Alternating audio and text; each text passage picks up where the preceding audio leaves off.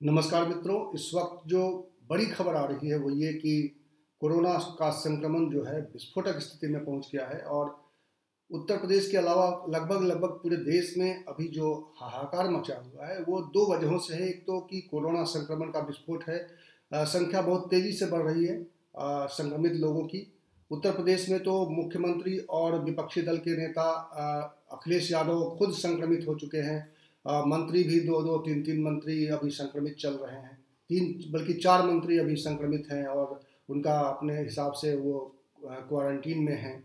तो एक विस्फोटक स्थिति पहुंच गई है और इससे भी ज़्यादा विस्फोटक बात यह है कि जो इसके इलाज के लिए अस्पतालों में जो व्यवस्था होनी चाहिए वो व्यवस्था नाकाफ़ी है और इसकी वजह से आम लोगों में एक दहशत का माहौल है। आम लोगों में अब एक आत्मविश्वास की जो कमी होती है, क्योंकि लगातार जब केसेस सामने आ रहे हैं उनको ट्रीटमेंट नहीं मिल पा रहा और ये बड़ा संकट है इस वक्त कि हम ट्रीटमेंट के लिए तैयार नहीं हैं। हमारी तैयारी ट्रीटमेंट के लिए उस तरीके से नहीं है अस्पतालों में जिस तरीके की तैयारी हमारी होनी चाहिए थी, क्योंकि कोरोना संक्रमण का दूसरा दौर ये आने ही वाला था। इसको हम एक्सपेक्ट कर रहे थे, लेकिन शायद हमारी तैयारी उस तरीके से नहीं थी। अस्पतालों में उस तरह की व्यवस्था नहीं बनाई गई कि अगर दूसरा स्ट्रेन आता है इंडिया में और बाकी अलग अलग राज्यों में तो उसको कैसे हैंडल किया जाएगा, इसको लेकर बहुत अधिक तैयारी नहीं थी और इसी की वजह से ये अफरा तफरी इस वक्त दिखाई दे रही है। दो वजहों से ये विस्फोटक स्थिति जो है और भी गंभीर हो गई है, क्योंकि अस्पतालों में इलाज के लिए जो व्यवस्था होनी चाहिए थी वो व्यवस्था नहीं है। उसके अलावा हमारे पास दवाओं का भी अभाव आ गया है और जैसा मैंने पहले बताया कि रेमडेसिवियर जो एक इसके लिए प्रमुख दवा है उसकी कमी महसूस हो रही है अस्पतालों में और उसकी वजह से उत्तर प्रदेश में तो कल हाहाकार मच गया था और बाद में इसको गुजरात से दवाएं मंगाई गई हैं। 25,000 डोज वहाँ से आया है, उसके बाद से कुछ थोड़ी स्थिति कंट्रोल में है। इसके अलावा जो सबसे ज़्यादा ज़रूरत होती है ऐसे मामलों में ऑक्सीजन सिलेंडर्स की कमी महसूस की जा रही है और ऑक्सीजन सिलेंडर्स के लिए लखनऊ में गाज़ियाबाद से आ रहे हैं फ़िलहाल। और ये एक संकट ज़रूर है कि जो व्यवस्था के अलावा जो साधन होने चाहिए उस साधनों का भी अभाव सामने आ रहा है और इसकी वजह से कोई भी व्यक्ति जब संक्रमित हो जा रहा है तो अस्पतालों में उसको पर्याप्त इलाज नहीं मिल पा रहा है और लोगों की संख्या, मरने वालों की संख्या बढ़ रही है, क्योंकि उन इलाज तक वो इंतज़ार नहीं कर पा रहे हैं। इलाज उनका हो नहीं पा रहा है तरीके से, जिस तरीके से इलाज होना चाहिए, जितनी तत्परता से, जितनी तेज़ी से उन तक इलाज पहुंचना चाहिए वो नहीं हो पा रहा है। हमेशा ऐसा लग रहा है कि सड़क पे ऐसे वाहनों के, एम्बुलेंस की कमी नहीं है जो एक अस्पताल से दूसरे अस्पताल दौड़ रहे हैं और अस्पतालों में बेड की कमी है, उनको वहाँ पे एंट्री नहीं मिल रही है। इसकी वजह से भी बहुत ज़्यादा अफरा तफरी है। तो इस अफरा तफरी के माहौल में बस हमारे पास विकल्प यही है कि जो लोग स्वस्थ हैं वो अपने आप को बचा कर रखें। वो स्वस्थ रहने के लिए उनके लिए जो कोरोना का जो प्रोटोकॉल तय किया गया है, 2 गज की दूरी और मास्क है ज़रूरी, तो मास्क हम इस्तेमाल अभी भी नहीं कर रहे हैं। मास्क को लेकर जो है पूरे देश में एक अवेयरनेस कैंपेन चलाया गया था, लोगों को बताया गया था और लगातार जब भी आप कोई फ़ोन करते हैं तो आपको बताया जाता है कि मास्क ज़रूरी है और बावजूद इसके पूरे देश में मास्क को लेकर अभी पूरी तरह से एक जागरूकता जो होनी चाहिए वो जागरूकता नहीं है। हमें कोरोना के इस संक्रमण काल में किस तरीके से बाज़ार में जाना है, कैसी सावधानी बरतनी है, इसको लेकर हमारी संजीदगी, हमारी संचेतना सामने नहीं आ रही है। अभी टाइम्स ऑफ इंडिया ने एक सर्वे कराया था, उसमें बहुत ही दिलचस्प जानकारी सामने आई है और उसके बारे में भी मैं आपको बताऊंगा, लेकिन उससे पहले मैं बता दूं कि इस वक्त जो स्थिति है सभी राज्यों में वो बहुत विस्फोटक है। उत्तर प्रदेश तो सबसे ज़्यादा बड़ा प्रदेश होने के नाते बड़ी संख्या है। उत्तर प्रदेश में 20,000 लोग संक्रमित हैं इस वक्त और 20,439 नया फिगर है उत्तर प्रदेश का। और ये आज शाम में जब ये अपडेट होगा तो ये संख्या और बढ़ जाएगी। इसके बाद दिल्ली इसका बहुत बड़ा शिकार है, 17,282 दिल्ली में जो संख्या बताई गई है संक्रमित लोगों की। यानी जो अभी एक्टिव केसेस की संख्या जो 15 लाख के पार होने की स्थिति पहुंच गई है और आज जो पिछली बार का जो पीक था 2 लाख नहीं पहुंच पाए थे हम, लेकिन इस बार 2 लाख हम पहुंच गए हैं। पहले पीक से ज़्यादा पीक आ गया है, यानी कि जो सबसे अधिक केसेस हो सकते हैं कोरोना संक्रमण की वो वहाँ स्थिति पहुँच गई है और इसीलिए कहा जा रहा है कि ये सेकेंड ये स्ट्रेन है, दूसरा जो दौरा आया है और संक्रमण जो जिस तरीके से तेज़ी से बढ़ रहा है वो ज़्यादा चिंताजनक है। और इसीलिए इसमें जब क्योर नहीं है, हमारे पास अस्पतालों में व्यवस्था नहीं है, अस्पतालों में उस तरह की सुविधाएं उपलब्ध नहीं है, तब हमारे पास विकल्प यही है कि हम अपने अपने स्तर पे इन सारी इस सावधानियों को बरतें और ऐसी स्थिति में पहुंचने से आप खुद को रोकें और अपने परिवार को रोकें। यही एक मात्र विकल्प फिलहाल दिखाई दे रहा है कि अधिक सावधानी बरती जाएगी तो इस समस्या को और गंभीर होने से बचाया जा सकता है। तो ये जो हम कुछ फैक्ट्स आपको बताना चाहते हैं जो इस वक्त हमारे स्क्रीन पर है, और इस फैक्ट को उसमें फैक्ट ये है कि अभी के कुल 24 घंटे में जो है 1.99 लाख केस सामने आए हैं, यानी 1,99,000 केसेस सामने आ चुके हैं और 2 लाख के ये करीब पहुंचने वाला है। तो आप समझ सकते हैं कि ये कितनी तेज़ी से ये फिगर बढ़ रहा है। पिछले स्ट्रेन में इतनी तेज़ी से ये आंकड़ा नहीं आया था। और जो लेटेस्ट फिगर है, बीते 24 घंटे में कुल 1,037 लोगों की मौत हो चुकी है। ये जो है पूरे देश का आंकड़ा मैं आपको बता रहा हूँ। 24 घंटे में कुल जो ठीक हुए हैं लोग संक्रमण से, उनकी संख्या भी ठीक ठाक है। 93,418 लोग ठीक हुए हैं। उसके अलावा जो अभी तक जो संक्रमित हो चुके हैं, यानी ये पूरे दौरान, इस पूरे समय के दौरान जो लोग संक्रमित हुए हैं, उनकी संख्या तो 1,40,40,00,000 के आसपास है। और ये फिगर जो है चिंताजनक स्थिति है। अब हम जरा बात कर लेते हैं उत्तर प्रदेश की। उत्तर प्रदेश में जो स्थिति है, मैंने पहले भी बताया आपको कि किस तरीके से मुख्यमंत्री योगी आदित्यनाथ भी संक्रमित हो गए हैं।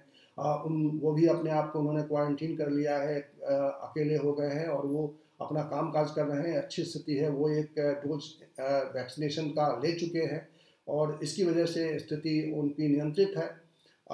अभी तक ऐसी कोई जानकारी नहीं आ रही है कि उनको कोई खास परेशानी हो रही है, वो अपना काम कर पा रहे हैं, ये अच्छी बात है। अखिलेश यादव के साथ भी इस तरह की कोई बड़ी समस्या नहीं है, वो घर पे हैं, स्वस्थ हैं, सुरक्षित हैं। हम उम्मीद करते हैं कि ये जो बड़े नेता जो भी संक्रमित हुए हैं वो जल्दी ठीक हो जाएंगे। ईश्वर उनको स्वस्थ रखेंगे और उम्मीद करते हैं कि व्यवस्था उन तक पहुँचेगी। अभी कुछ दिन पहले ही, 1-2 दिन पहले की बात है कि उत्तर प्रदेश के कानून मंत्री ने इस सवाल को बहुत ही तीखेपन से उठाया था कि जो व्यवस्थाएं बनाई गई हैं वो कारगर नहीं है, वो लोगों तक नहीं पहुंच पा रही हैं। उन्होंने स्वास्थ्य विभाग के सचिवों को चिट्ठी लिखी थी, चिकित्सा विभाग के और चिकित्सा शिक्षा विभाग के बड़े अफसरों को चिट्ठी लिखी थी। उस चिट्ठी में ये उन्होंने बताया था कि किस तरीके से संक्रमण तेजी से बढ़ रहा है, लेकिन राहत उस तरीके से लोगों तक नहीं पहुँच पा रही है और इसके बावजूद अभी भी स्थिति उतनी नियंत्रण में नहीं है और लोगों को दिक्कतें हो रही हैं। अस्पतालों में उस तरह की सुचारू व्यवस्था का अभाव है, वहाँ पहुँचने पर उनको इलाज नहीं मिल पा रहा है, कोई सिस्टम नहीं बन पाया है। और इस बीच एक और बड़ी दुविधा ये है कि उत्तर प्रदेश में पंचायत चुनाव चल रहे हैं और पंचायत चुनाव की वजह से जो 18 जिलों में आज पंचायत चुनाव चल रहे हैं, उसके बारे में भी मैं आपको थोड़ी जानकारी दे दूं कि किस तरह से स्थिति है वहाँ पे। इन 18 जो पंचायत चुनाव चल रहे हैं वहाँ पे थोड़ी हिंसा की खबरें भी आ रही हैं एक दूसरे के प्रति। जो इस तरह के चुनाव में आमतौर पे पंचायत चुनाव में आपसी भेदभाव और आपसी थोड़ी कहासुनी हो जाती है, लेकिन ये गुटबाजी की खबरें आ रही हैं, एक दूसरे के ऊपर हमले की खबरें आ रही हैं। और इस वक्त जो चुनाव चल रहा है 18 जिलों में ये मतदान जारी है। सहारनपुर से जो खबर है कि वो 2 गुटों में वहाँ पे कुछ विवाद हुआ है, और उनके बीच में कोई मारपीट हुई है, ऐसी जानकारी आ रही है। ये जो चुनाव है और इस चुनाव की वजह से बहुत सारे लोगों की ड्यूटी लगाई गई है और जिन लोगों की, जिन अधिकारियों की, जिन अफसरों की ड्यूटी लगाई गई है, जिन कर्मचारियों की ड्यूटी लगाई गई है, इसमें शिक्षा मित्र भी शामिल हैं, शिक्षा क्षेत्र के जुड़े हुए लोग शामिल हैं, शिक्षक शामिल हैं और इनके परिवार वाले चिंतित हो रहे हैं क्योंकि जाहिर तौर पे जब उनको ड्यूटी पर भेजा गया है और उस वक्त पूरे प्रदेश में कोरोना का संक्रमण तेजी से बढ़ रहा है, तो जाहिर तौर पे उनके परिवार वालों को ये चिंता होना स्वाभाविक है।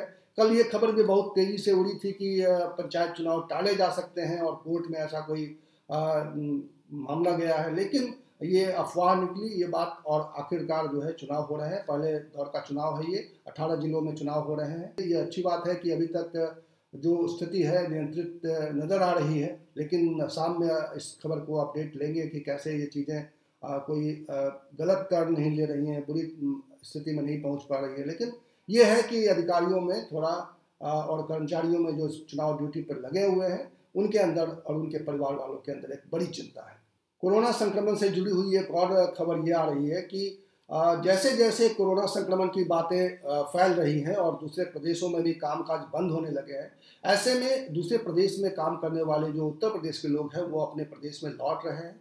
और ये लौटने का सिलसिला इसलिए भी जारी हो रहा है क्योंकि अब एक अनिश्चितता सामने आ रही है कि पता नहीं कब तक ये स्थिति रहेगी, कब तक उन राज्यों में काम जो है सामान्य स्थिति में लौटेगा। और ऐसे में रोज रोज काम करने वाले लोग जो दैनिक मजदूरी करते हैं या कुछ इसी तरह का काम करते हैं जिससे बंदी की वजह से या जो शक्ति की वजह से जो काम प्रभावित हुआ है, महाराष्ट्र में धारा 144 लगा दिया गया है, इसकी वजह से ढेर सारे काम जो है वहाँ पे ठप पड़ गए हैं। तो वहाँ से लोग जो आ रहे हैं, दिल्ली से लोग जो आ रहे हैं उत्तर प्रदेश में, उनके लिए उत्तर प्रदेश में सरकार ने कुछ नए प्रोटोकॉल जारी किए हैं। और इसके तहत जो पिछली बार जैसे हुआ था कि उनको क्वारंटीन सेंटर बनाए जाएंगे, इस तरह के निर्देश दिए गए हैं कि जिलों में जब लौटेंगे वो अपने ज़िले में, तो वहाँ पे जिला मुख्यालयों पर जो क्वारंटीन सेंटर रहेगा वहाँ पे उनको रखा जाएगा और वहाँ स्क्रीनिंग होगी, उसके बाद ही उनको घर जाने के लिए।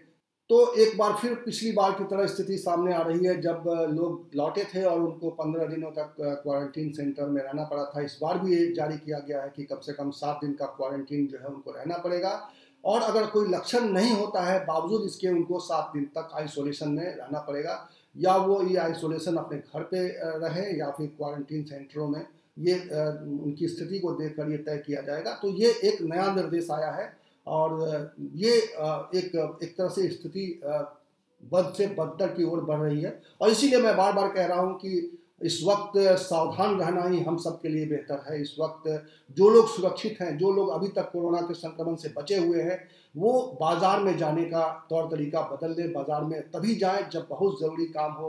अपने दफ्तरों में, बहुत सारे दफ्तरों में तो काम को कम कर दिया गया है। सरकारी दफ्तरों में 50% लोगों को ही बुलाया जा रहा है, 50% लोग अपने घरों से काम कर रहे हैं। तो निजी ऑफिसेज में भी यही स्थिति है, यही निर्देश है। तो अभी सावधानी बरतने की ज़रूरत है। और इस वक्त इस वीडियो में फ़िलहाल इतना ही। इसी तरह के वीडियो के साथ मैं आपके सामने फिर आऊँगा। तब तक के लिए बहुत बहुत नमस्कार। आपने आखिर तक हमारा ये वीडियो देखा, इसके लिए आपका बहुत बहुत शुक्रिया। और आखिर में मैं आपसे एक और गुजारिश करना चाहता हूँ कि अगर आपने अभी तक हमारा ये चैनल सब्सक्राइब नहीं किया तो प्लीज़ इसे सब्सक्राइब कर लीजिए और इसे अधिक से अधिक लोगों तक शेयर